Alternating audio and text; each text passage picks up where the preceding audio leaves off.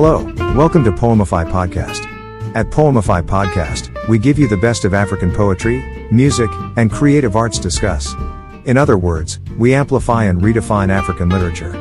Once again, welcome to Poemify Podcast. Happy listening.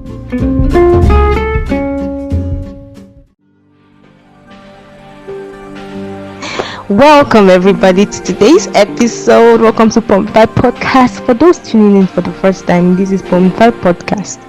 It's the first one art talk show podcast where we celebrate the beauty and diversity of African art. So please, if you know you're in love of art, poetry, African culture, this podcast is for you. So please stay tuned. On today's episode, Nkasiobi will be joining us. She's a poet, a photographer, and the author of Seashells 2021 winning chapbook prize. If you want to know more about Seashells and Nkasiobi, please join me. Let's go. Welcome, Kaz, on today's episode. I'm elated having you on today's podcast. Oh my God, please. Can you tell us more about you? Because I personally have read about you and I want our listeners to know who this amazing person is, like I'm interviewing today. So please, can you tell us more about you? Who is Kaz? Hi, good evening, Tosin. My name is Nkasiobi Mbonu. You could call me Kaz. Yeah. About myself, I'm a writer, highly interested in poetry and storytelling. And when I'm not writing, I'm photographing. I am interested in creating art, telling different stories, of course, through images. And sometimes it involves climate change, sometimes it's just telling a story or what have you. And when I'm not doing that, I'm volunteering for the Model United Nations with Bangkok International Model United Nations and Nigeria International Model United Nations. Yeah, that's about. Wow. All I can say is that you are a vibe. You are a vibe. If you cannot feel it, me, I can feel it from where I am. You are a vibe. Photography, poetry, voluntary work, like the one that actually got me is the photography because I love pictures. I love taking pictures.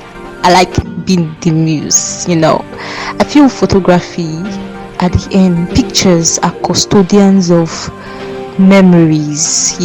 Pictures are things you can just look back in time and laugh and reminisce on the events that had happened in the past. I love pictures. So what kind of pictures do you take? Do you take food? Because I like taking pictures of food, or you like taking pictures of nature, of people? What type of photography?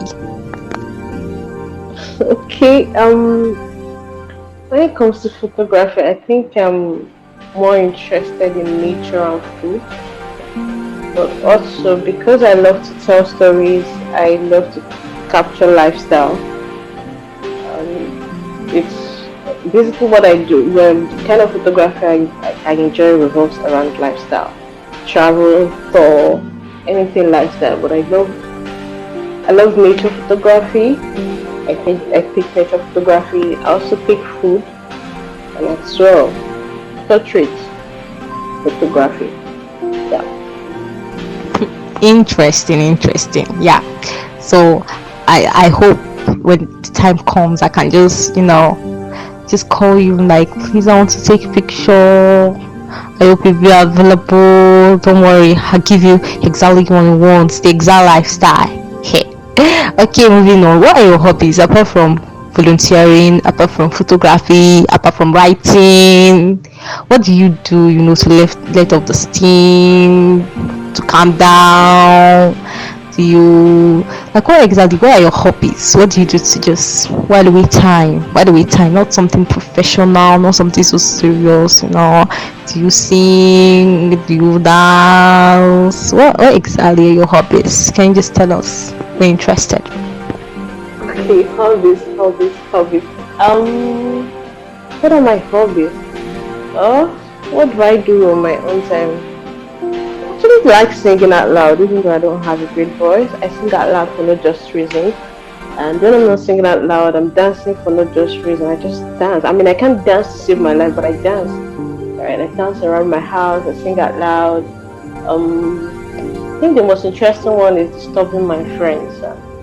I just love disturbing my friends. I like being silly for no just reason. I think it just makes everybody happy and laugh. So I play comedian here and there, and play jester the other time. I think it's just something I like to do, and because I like to see everyone around me laughing, I like to see people happy around me.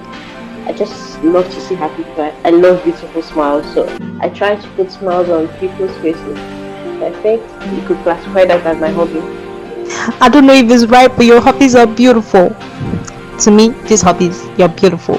Your hobbies are beautiful. Oh, that's so sweet. I love the part of singing out loud. Like, I don't care who hears, but I'm gonna sing anyways. Alright, I'm so happy you love to see people smile, see the people around you happy, and you in turn you're happy because the people you love are happy. So everybody is happy.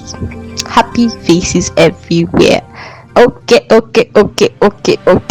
So who's your favorite author? Do you have any author?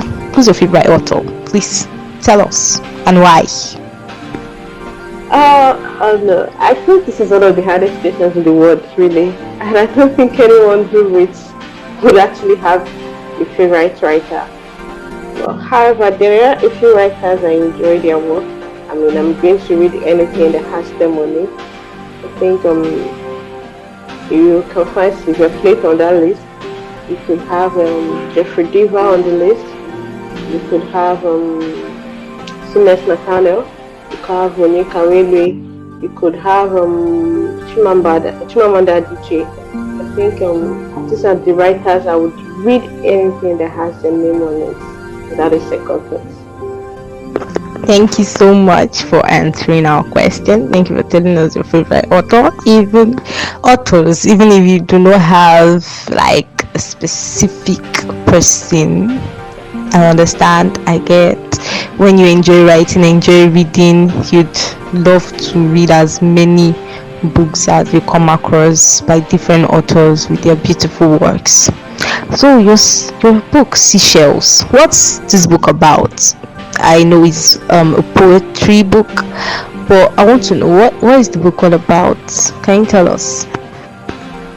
About Seashells, right? I thought of Seashells as memories left behind. Right? Every poem in Seashells has my dad on the right. Right? I lost my dad mid 2020, and there were things left unsaid and things I did want to say, but I couldn't say.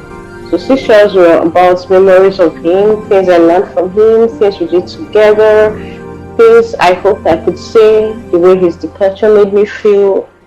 Maybe in a subtle way I didn't exactly express it, but it was sort of my runaway from grief, right? And how I expressed it. So I thought to write stories about him in the way he would tell his own stories. Like Dad always chooses comedy for. He chooses comedy for. He picks comedy to tell really painful stories, and as much as it's painful, it's about the comedy, it's about the story at the same time. So I was looking for a subtle way to tell about the story in my chest, and that gave birth to Seashells. Wow, I'm humbled. I really am, because the way you beautifully penned down your feelings into words and took us on this journey, it's overwhelming. And the poem that got me the most amongst all was Killing My Father. Like, it was it was out of this world. I could feel every word and connect on a deeper level. Wow, that's nice. Thank you so much. Thank you so much. Your father would be proud. He'd be smiling wherever he is, and I hope you are happy to have let it all out. It's something. It's brave to be able to express yourself, to let out your feelings, to let the world know how you feel. It takes a whole lot to do that, and we appreciate for gifting us seashells, for allowing us see and feel with you. A big thank you, a big thank you. So please, how did your writing journey begin? Because you're a photographer, you write, you volunteer. So how did your writing journey begin? Can you just tell us, how did you start writing? What inspired you to start writing? Because you've authored a lot of books before the seashells. So how did your writing journey begin? Where do I begin? Okay, this is an interesting but very boring story of my life. Okay, at early as at 4 5 years, I'm not sure, I caught a vibe with English language. Basically, I wanted to learn the language at any means possible. I finally learned the language and I started reading. I read like a mad person. I read anything that, of course, within my age. I read a lot of lantern series, and I started recreating my own stories. And of course, meant nothing, but they were just things I was scribing out of the blues and out of my imagination. And somewhere along the university, of course, I never stopped writing in between. It's just a process that kept on coming. Until one day, an English student saw something I wrote on a piece of paper, and I was like, wow, you write poems? And I'm like, what are those? I was studying biochemistry in school then, and then someone telling me I write poems. I'm like, how? And then she was like, this is a very beautiful piece of work. I could show my lecturer and get some feedback. And I was like, okay. And then she showed her lecturer, got me feedback, and I was like, oh wow, I gave her more. And then we had this thing where she gives me feedback and all that, and that was the beginning of poetry for me. And I started writing. From there, it got a bit serious along the way. I had a muse at the time, and then I felt I wasn't doing enough. I was missing something. And then I met Sines Nathaniel. That was when I met Sines Nathaniel. Sines Nathaniel took me from a 10 to 100 in a year, and I can't say enough how much that had influenced my writing even to today, and how much he's been a part of this growth so far. Thank you for this inspiring story. Your story is very, very inspiring, especially from a 10 to 100 within a year. It's really encouraging, I must say. Very encouraging. So, next question. Did you encounter any difficulty while writing seashells or during the publishing process? Any difficulty? We all know that you've published quite a number of books, but seashells, did you by chance encounter any difficulty? Were there problems along the way, and how did you overcome them? Yeah, I think the biggest difficulty while writing was channeling the emotions, right, to create seashells. It was difficult having to deal with all I was doing and still finding a way to softly tell the story on my mind. Alright, I think the most difficult was just the channeling part, pushing myself to write even though I didn't want to. I wanted to write, but I didn't want to write. I just wanted to lie down and do nothing. But then I needed to tell these stories while it was still hot and fresh in my chest. At the same time, it's like, I wouldn't even say 50-50, because if I say 50, it's as if like I'm fighting equally. It wasn't an equal match, it wasn't an equal fight, having to deal with all I was dealing with and trying to tell a story. It wasn't an equal. I think that's the most difficult part of it all. The fight with self, battle of self, you could say that. Okay, Cass, thank you so much. Thank you so much for sharing this with us. Nothing comes easy. Yes, parent writers. Nothing comes easy. I'm so glad that you could let your feelings out. You could finally express them and share your beautiful memories with us. Thank you so much. So, how did you get your book published? For those who would want or would love their books to be published, how did you get yours published? I submitted sessions for a contest. Of course, I was the first runner up, and that is how I got sessions published. But on a general level, I prefer traditional publication. I mean, well, I think it's more challenging. I mean, it's a little not convincing someone that the story is pure, your story is true, your story is great, and you could invest in me. I think I like the thrills of convincing another person that my story is as pure as it could come. So personally, I love traditional publication. So I most time just keep sending my work out, as many as I can afford to send out.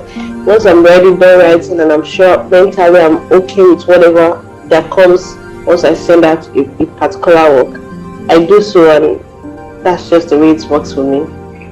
Okay, thank you so much. We are grateful. We are grateful. So next question.